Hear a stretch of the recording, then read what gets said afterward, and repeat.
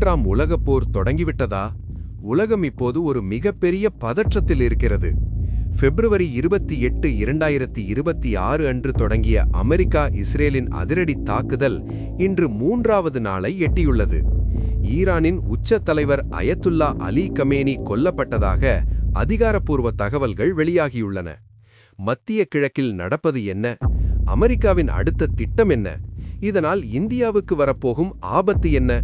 முழு விவரங்களையும் இந்த 5 நிமிட வீடியோவில் பார்ப்போம். ஸ்கிப் செய்யாமல் பாருங்கள். இந்த திடீர் தாக்குதலுக்கு பின்னால் 3 முக்கிய காரணங்களை அமெரிக்க அதிபர் டொனால்டு ட்ரம்ப் அடுத்துகிறார்.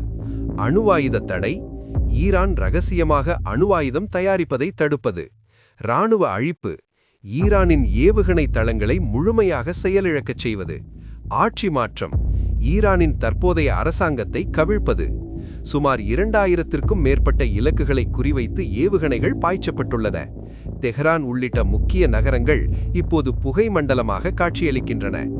இந்த தாக்குதலில் ஈரானுக்கு ஏற்பட்ட மிகப்பெரிய இழப்பு அதன் உச்சர் தலைவர் அயத்துல்லா அலி கமேனியின் மரணம். அவருடன் சேர்த்து ஈரான் இராணுவத்தின் முக்கிய தளபதி அப்துல் ரஹீம் மௌசவி உள்ளிட்ட 48 உயர் அதிகாரிகள் கொல்லப்பட்டுள்ளனர். ஈரான் அரசு இதை உறுதி செய்துள்ளது. இதுவரை 500க்கும் மேற்பட்டோர் உயிரிழந்துள்ளதாக ரெட் கிரசன்ட் அமைப்பு தெரிவிக்கிறது.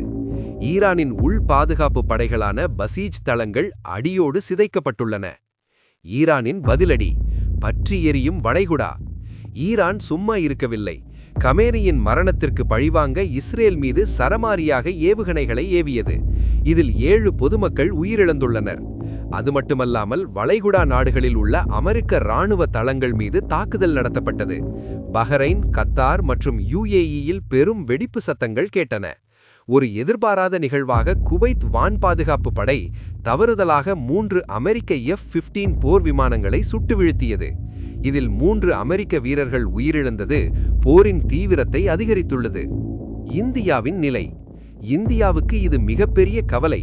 நமது 60% எண்ணெய் இறக்குமதி பாதிக்கப்படும்.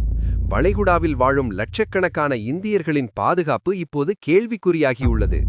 இந்தியா தற்போதைக்கு அமைதி காக்க வேண்டும் என்று மட்டுமே கோரிக்கை வைத்துள்ளது. இந்த போர் எங்கே போய் முடியும்? உங்கள் கருத்துக்களை கமெண்டில் சொல்லுங்கள்.